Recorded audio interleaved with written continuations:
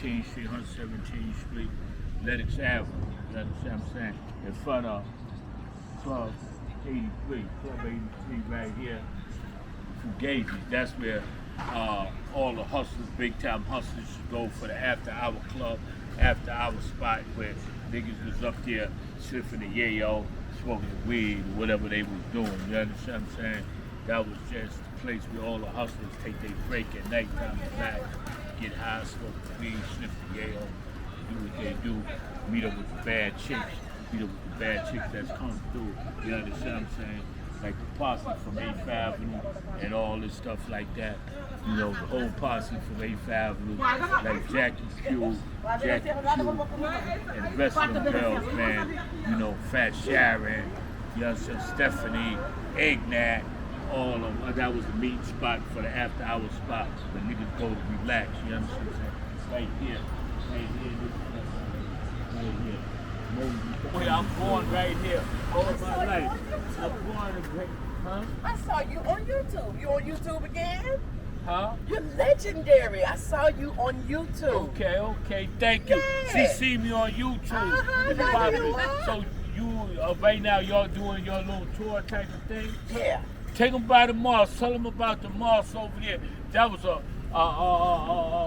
real spot right there. A real spot where right there. Malcolm Shabazz restaurant, Malcolm X used to be there every night.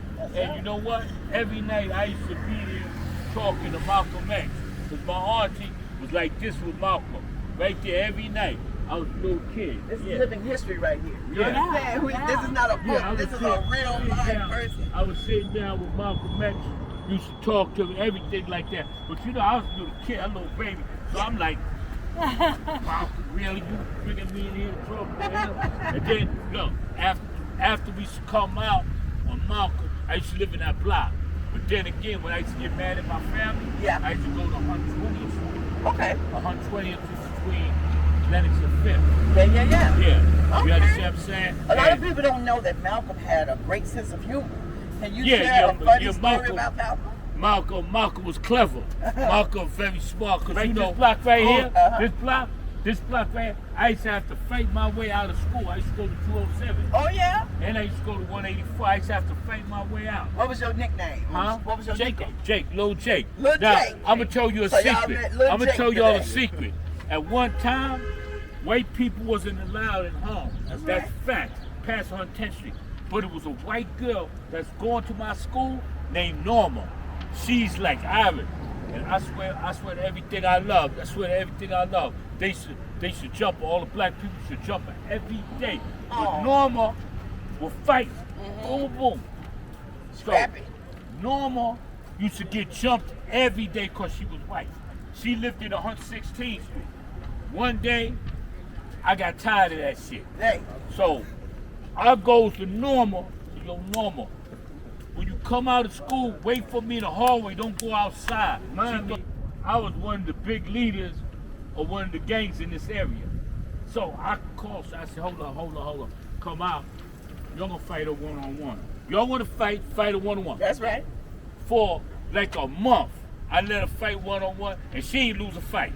Come on, Norma. She ain't lose a fight. She ain't lose a fight. That's why they had to jump her. What was female boxing back then? Like we got the female boxing Clarissa Shields. She was the first Clarissa Shields. Yeah, she said, hey, yo, teachers couldn't go to the train station right there without getting robbed. And a lot of times, I had to protect my teachers. I had to walk them to the train. That's how rough it was. You talking? It was rough up here. Thank you. We gotta go to church. Okay, I appreciate the story. Okay. See you, little Jake. Now I know your name. Yeah, man, you know, that's the truth, man. I'm telling the truth. I'm not lying. I'm not being prejudiced. I'm not being biased. I'm just telling the truth what it is. You understand what I'm saying? The lady stopped, got some history.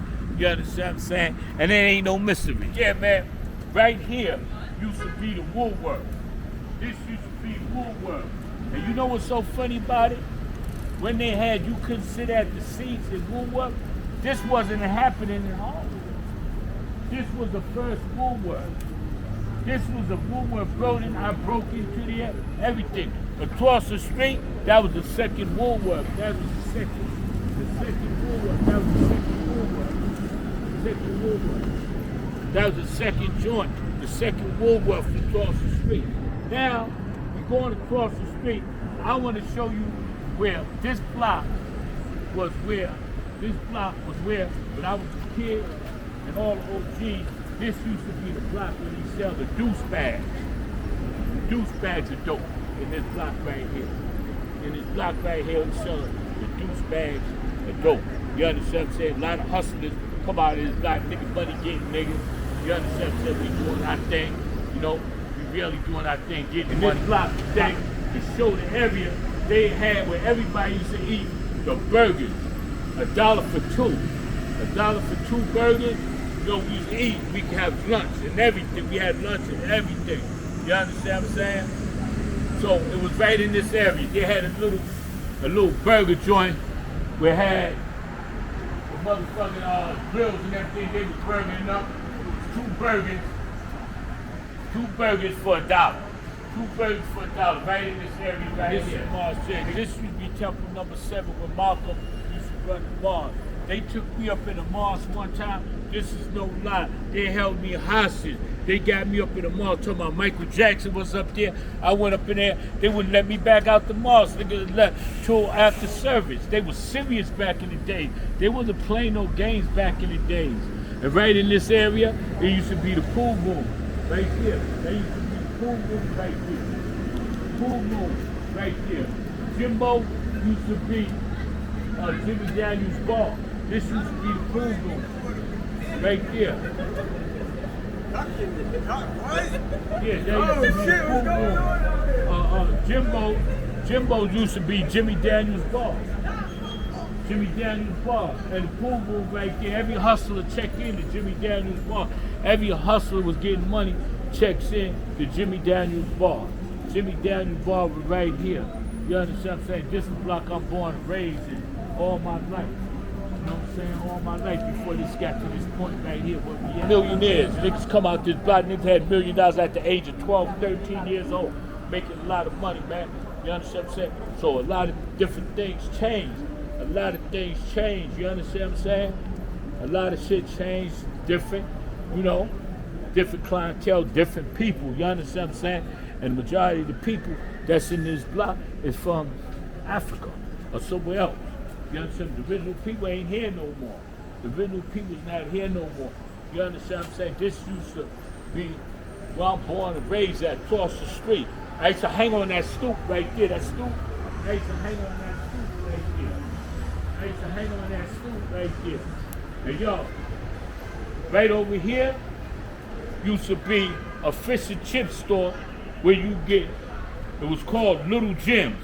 Anybody from Harlem, they know about Little Jim's and the French fries in the bag. Fried chicken, fried fish with the watered down hot sauce, the watered down ketchup. Little Jim's.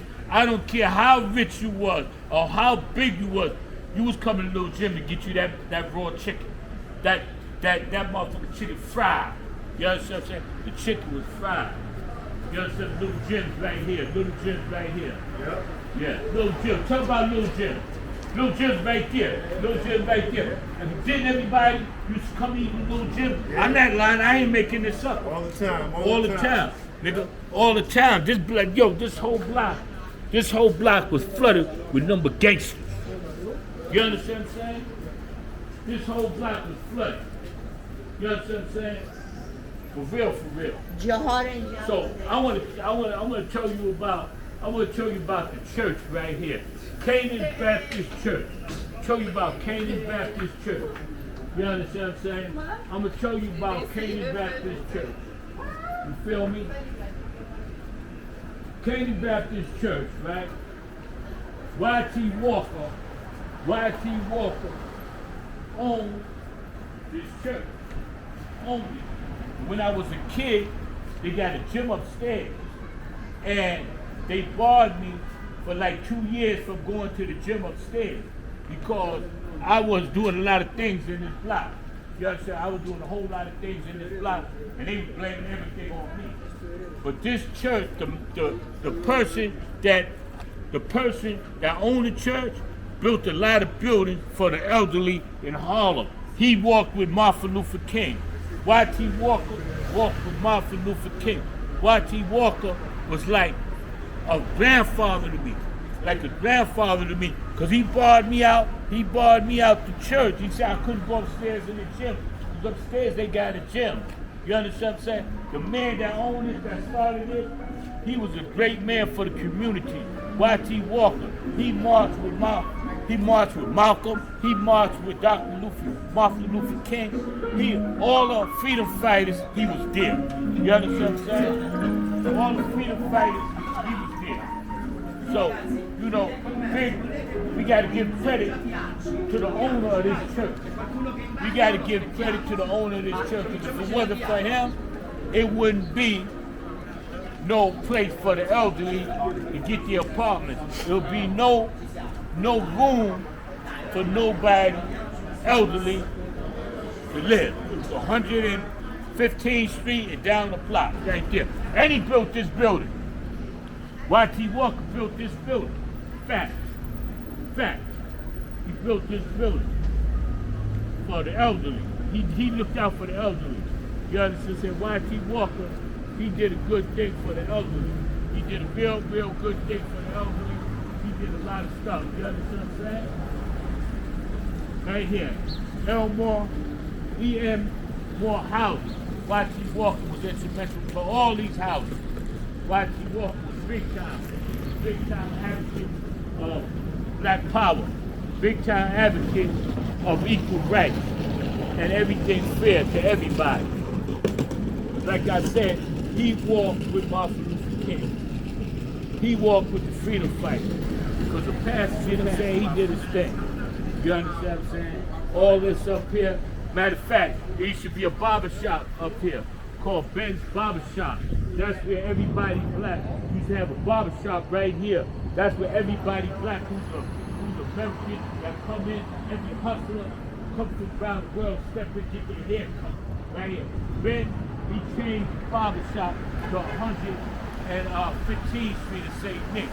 He changed it, he moved to 116th Street to 7th Avenue. 115th to 7th Avenue. We going to the Jap. That's where, nigga, we was eating good food at. Good food at, pancakes and everything early in the morning. You know what I'm saying? For a good price and everything. You understand what I'm saying? For a good price. You understand what I'm saying? For real, we eating good and everything. So I sent my people around here. The Japs right here. This was the Japs. Everything changed. This was the Japs right here. This was the Japs where we came in early in the morning, got our breakfast, got our lunch, and got our dinner. They was making a lot of money. There was a black man in here. You understand what I'm saying? They say he owned it and he could speak Japanese because he was in one of the wars or he was living in Japan. I don't really know. I don't understand. I don't really know. But this is the story I'm getting. You understand what I'm saying? Yeah, and we got the funeral parlor right here. We got the funeral parlor right here. You understand what I'm saying? If you happen to lose your life, you get in here and get cleaned up and set on the guard. And nigga told you quick, nigga, don't make me send you the trombones.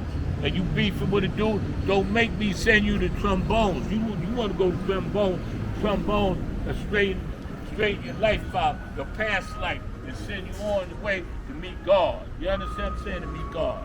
The Briggs, Elmer Dell's was around the corner. Elmer Dell's was around the corner. That's where they had the short ribs of beef. They had good food. They were serving good food. They was like Spanish people. But Spanish, like from out of Spain. They putting the food out there. The food was really good and everything. You understand what I'm saying? The food was fire. Elmer Dell. This was McGriggs right here. You understand what I'm saying? This was McGriggs. So, you know, it was all good, man. The Harlem was good. Harlem was good. Shit changed in Harlem. It was like, yo, it's a mistake. Shouldn't have this.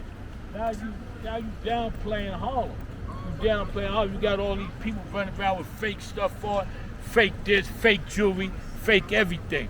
Then you got people that, you know, wasn't even Harlem before. You got a whole variety of different type of people that's coming to Harlem, you understand what I'm saying? And making Harlem, actually, they making Harlem look bad.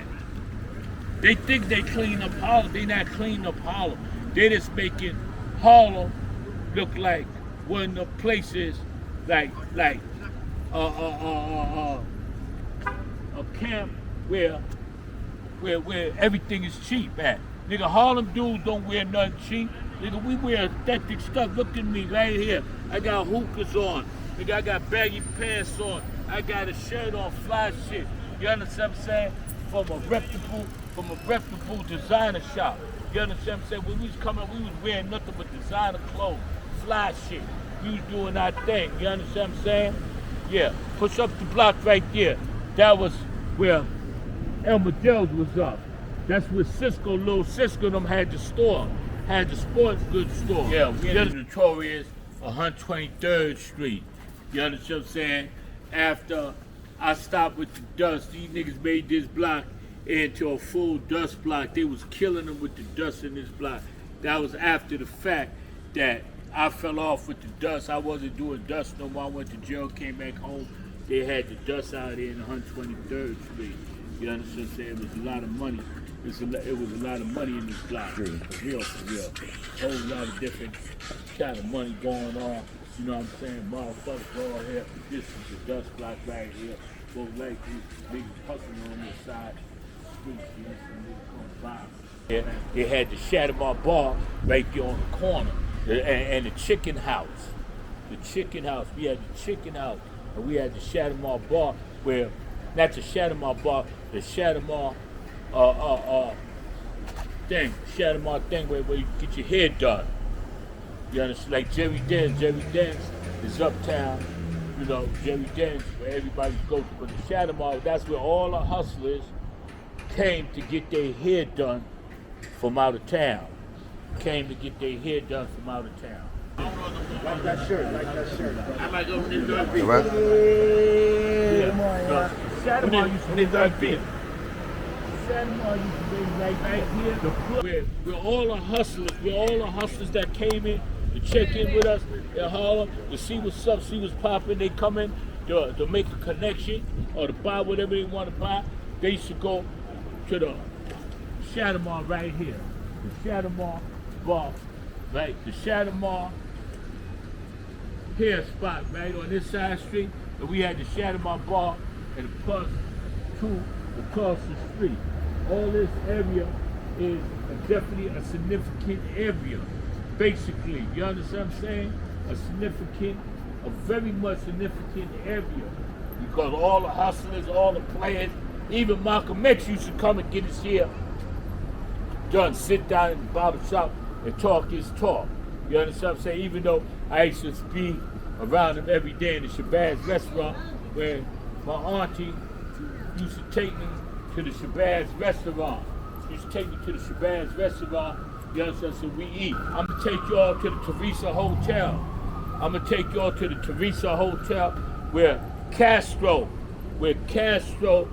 told the folks, yo, I don't wanna stay downtown when I'm in America. I don't want to get a hotel downtown. I want to get a hotel. I want to get a hotel room at the Teresa. You understand what I'm saying? At the Teresa Hotel. That was that right there. That was right there. Teresa Hotel right there. You understand what I'm saying? The Teresa Hotel is right there. That's history. A lot of people used to live in this hotel, man. A lot of black people. A lot of black people with money. A lot of black people who was somebody.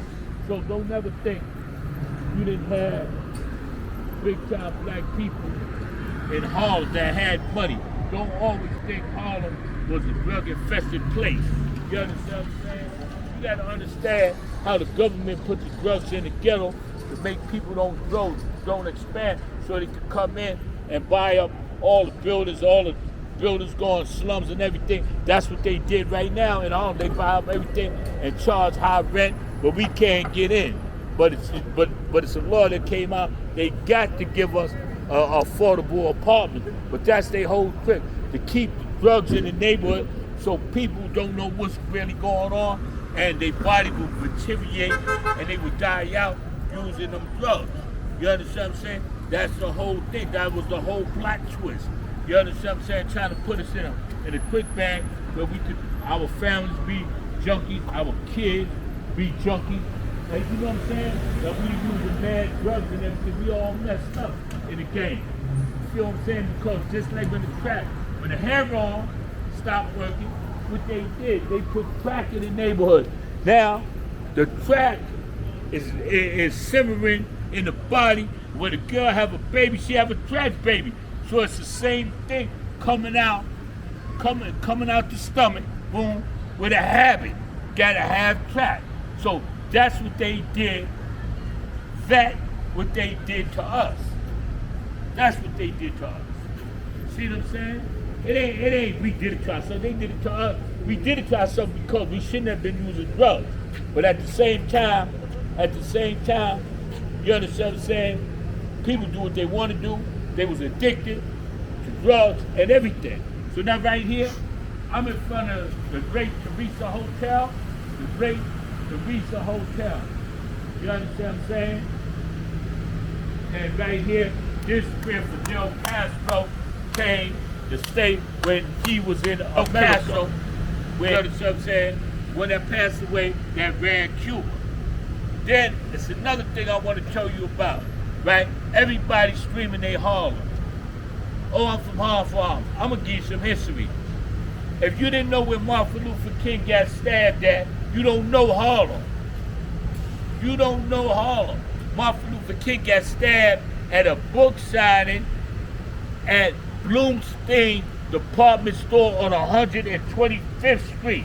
At 125th Street, that's where Martin Luther King got stabbed at. Right there, 125th Street. Right there. See what I'm saying? So if you Harlem, you should know where Martin Luther King got stabbed at. If you Harlem, you should know Fidel Castro stayed in Harlem amongst us. He didn't go downtown. He stayed here with us. So this is Breakfast Club, you know what I'm saying?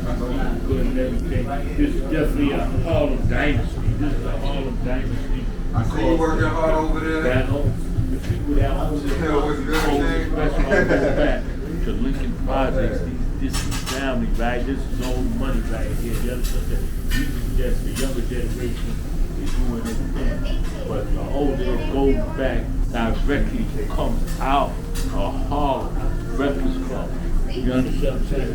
This is definitely old Harlem. They coming out and they doing their thing right here. Breakfast Club. You understand what I'm saying? The Breakfast Club. You understand what I'm saying? Yeah, man, we on 135th Street in front of Lennox Terrace. You understand 125th Street in front of Lennox Terrace. We walking down the spot, right, where Bumpy Johnson used to eat at 22 West. It's no longer here no more, but it's down on this block. I remember I used to go there to eat when I was a kid coming up. You understand what I'm saying? And right here is Lennox Terrace. That's where Bumpy Johnson and a lot of major political figures in Harlem used to live. You see what I'm saying? Yeah, like I'm saying, Elijah Muhammad always say, man, watch the oppressor, how they get their money, what they doing in life, how they getting ahead of us. And what we had to do is just watch what Elijah Muhammad did. You understand? I ain't talking about following the nation Israel. I ain't talking about none of that. I'm just talking about visualizing and learning from other people. Elijah Muhammad had land, had houses. He had a whole lot of stuff. You understand what I'm saying? And if we could capitalize off of looking at what he did in life, we could learn. You see what I'm saying? So now, if I get any money, right now, I get rich right now, today or tomorrow, you understand what I'm saying? I'm going to buy me some land. I'm going to open me up some businesses in Harlem. And see, once I open up businesses, not only going to feed my pockets, it's going to feed the community pockets, but we're going to give them jobs. We're going to give them jobs and everything. See what I'm saying? So we are actually making money for the community. We are putting jobs in the community instead of we having these different bodegas on each corner. We have a different bodega. People talking to us crazy when we go in the store. You understand what I'm saying? Ain't nobody, like back in the days, they used to have a tab list where people owe money They can pay when they get their money at the end of the month. They don't do that no more because the culture been lost with this. The culture been lost. There's nobody really to help us no more. We ain't even helping ourselves because we don't even own nothing to help ourselves. You understand what I'm saying? We are not helping ourselves. We need to help ourselves. That's what I'm saying by understanding and learning. Nowadays, these dudes getting all this rap money. A lot of people getting a lot of rap money. They not doing nothing for the community. What are they doing for the community? They ain't buying up nothing to put nobody to work. You understand what I'm saying? And then, when they do something, it's very unprofessional. You understand what I'm saying? Y'all open up a business, still think y'all in the hood. You gotta be professional. You got to treat the customers right. You gotta have great customer care service. Because if you don't have great customer care, nobody gonna want to shop from you. Nobody gonna want to be in your restaurant, in your laundromat, or your place of business, whatever it is. You understand what I'm saying? So, like, right here, man, Lennox County. You see what I'm saying? I'm trying to give y'all some jewels. You understand what I'm saying? And I hope I'm touching y'all with the things I'm saying. You understand? The things I'm saying. But because it's very important the Black American that's born and raised here is open up our own businesses. Because we got everybody from every different other country come here, open up businesses except us. We got to go buy from them. Why we can't buy from each other? You understand what I'm saying? That's another reason why they stopped segregation. They stopped segregation to help us. They stopped segregation to keep us in a mental slavery. We keep depending on the oppressor. We keep depending on the oppressor. Because when we was in Jim Crow, when we was segregated, we depended on each other. We depended on helping each other. We depended on buying from each other. We are using the barter system. We have a ledger, a book. Oh, this dude owes me for such. You don't pay up, you don't get no more. Then again, we still help y'all. We still help you out and everything. You understand what I'm saying? Still help you out. Still spread love. Now, across the street is the Schaumburg Library. Everybody here, it used to be a coffee shop called Chock Full of Nuts. Chock Full of Nuts. That's where everybody used to come to get their coffee. Right here on this corner, right here. Coming out the train station. Coming out the train station, Chock Full of Nuts. Coming out the train station. That's what we did. That's the thing we did in life, man. We came here, got our coffee and everything, and it was good. Over there in the Schaumburg Library. All this is black. You got a library. They got a library over there. Used to have a lot of black people there studying books and all that stuff like that. You understand what I'm saying? But right now, this is what it is. This is what it is. People on their floor hanging out. People doing their thing. This right here. Look at this. Right here. This is Harlem. This is Harlem. For real. You know what I'm saying? Take pictures. This is Harlem for real. This is Harlem for real. You understand what I'm saying? Real for real. You know? This is what it is. This is what it is. You know what I'm saying? Yeah, this is legendary 145th Street. I'm getting ready to speak about, you know, the big crack. A lot of people who's young, they don't know nothing about the big crack. The big crack was up here. This is where all the rich hustlers go to gamble. This is where all the rich hustlers come to the gamble. They would drop 100,000, 200,000 on the crap table, CeeLo table. You know what I'm saying? Niggas like Chris Stanley, the legendary pimp that had Grace Jones. You understand what I'm saying? Right all up in, right here, they had the door. They had the door right there when we go downstairs in, go gamble. Right there on 145th Street.